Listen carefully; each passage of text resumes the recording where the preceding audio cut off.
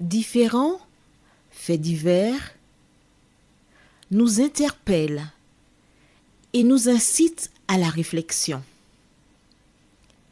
Ils annoncent un événement imminent et d'une grande importance. Mais comment l'analyser? En écoutant Jean-Claude qui, à la lumière de la Bible, t'accompagnera et te permettra d'être prête, d'être prêt pour le retour de Jésus. Note que les éditions spéciales sont disponibles sur YouTube. Quelle est la réponse 2? Le 2, c'est le chiffre. Je te salue fraternellement en Jésus-Christ, le Sauveur du monde.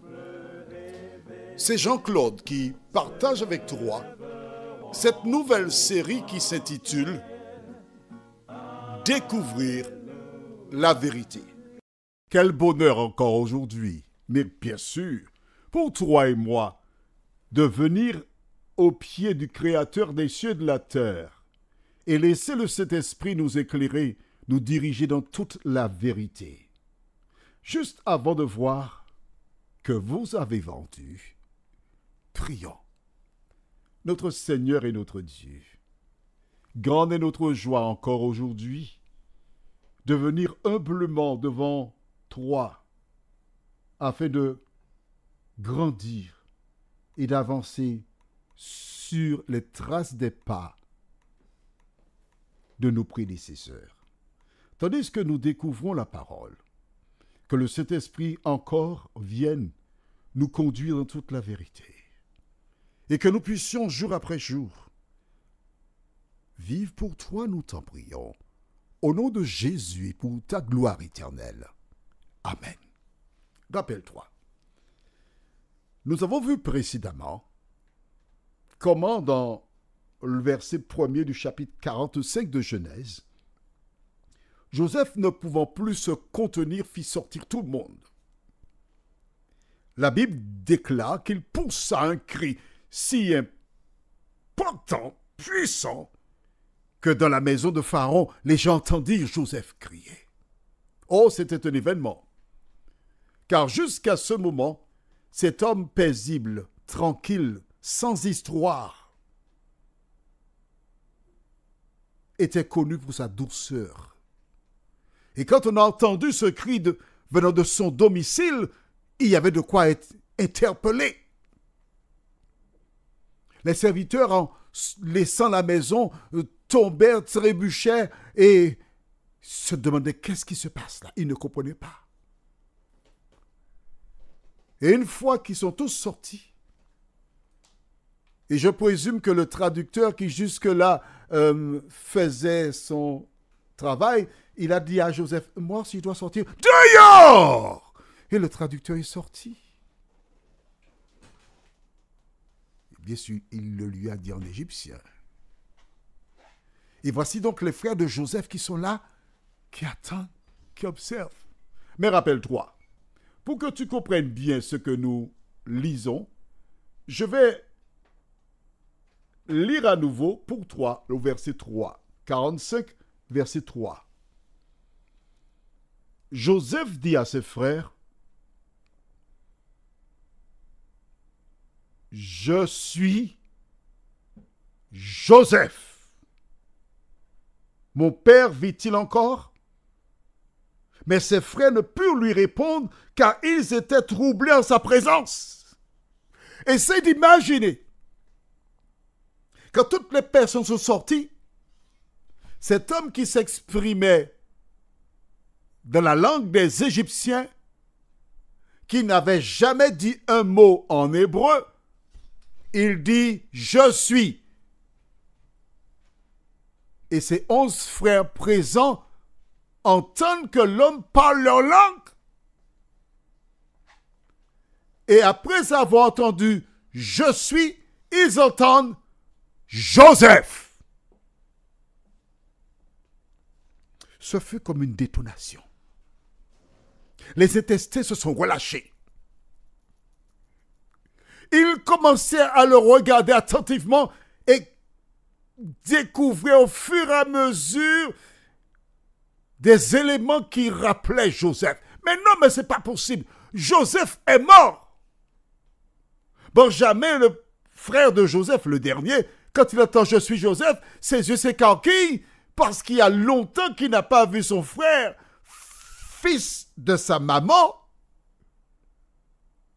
Il regarde ses frères et dit « Mais on avait dit qu'une bête l'avait mangé, qu'il était mort, Joseph !» Et le verset 3, il est beau parce que la Bible déclare « Mais ses frères ne purent lui répondre, car ils étaient troublés en sa présence. » Ils étaient troublés pour deux raisons. La première, ils ont entendu Joseph.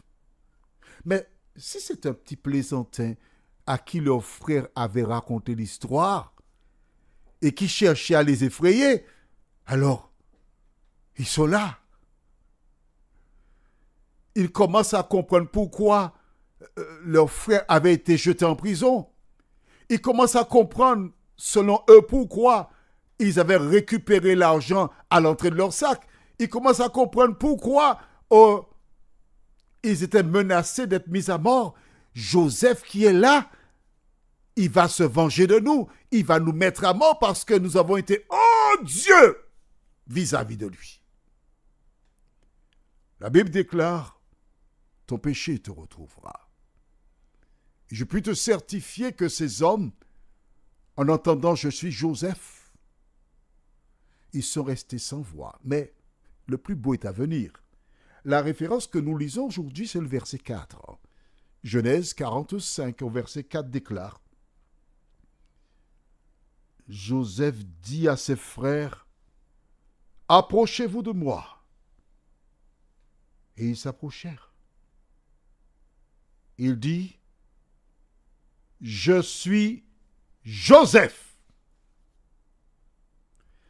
Regarde bien, hein, il leur dit, « Approchez-vous de moi. » Ils n'ont pas le choix. Parce que autour de la demeure de Joseph, les gardes sont présents. Les gardes qui l'ont entendu crier « Sortez !» Ils sont derrière les portes, derrière les fenêtres. Ils ont collé leurs oreilles pour entendre, pour savoir qu'est-ce qui se passe en dedans.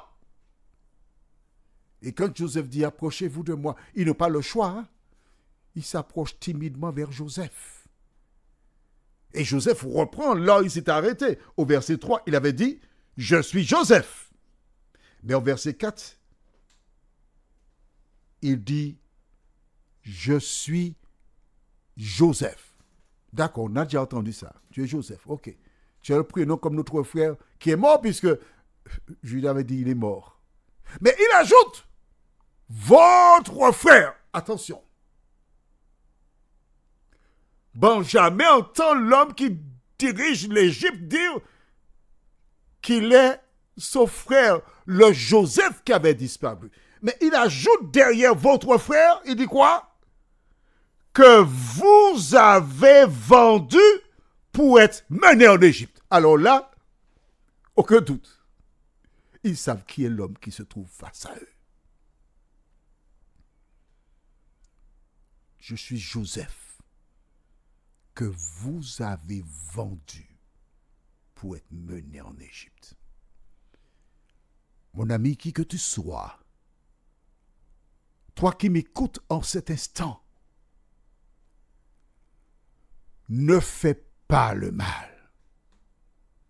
Ne fais pas d'injustice à quiconque. Car tôt ou tard, ton péché te retrouvera.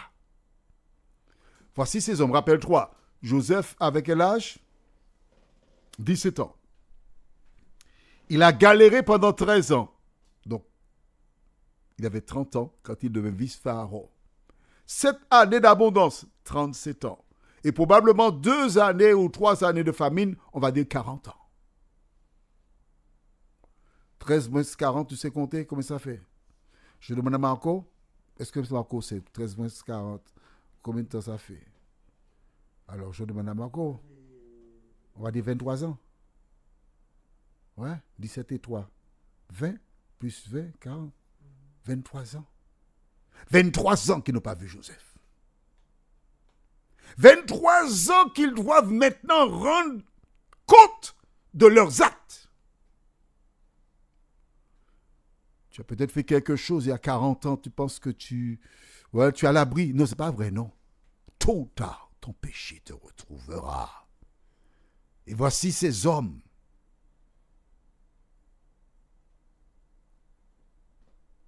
Pantois qui se trouvent devant Joseph.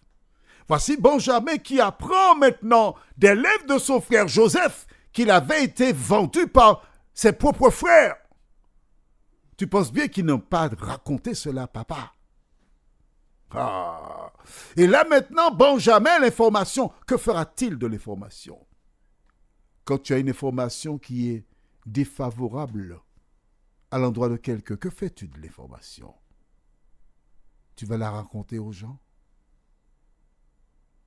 Tu vas chercher à détruire cette personne? Lui faire du tort? Que fais-tu des informations? Prions. Notre Seigneur, notre Dieu, quel moment difficile pour les 10 frères de Joseph, la majorité, de se trouver face à Joseph et de passer en revue une partie de leur histoire, leur erreur, leur péché. Seigneur, ils ont certainement gardé cette information et n'ont pas partagé à leur père. Mais maintenant, Benjamin sait. Benjamin, le chouchou de papa, il risque de raconter à papa. Et ils devront affronter maintenant la colère de leur père.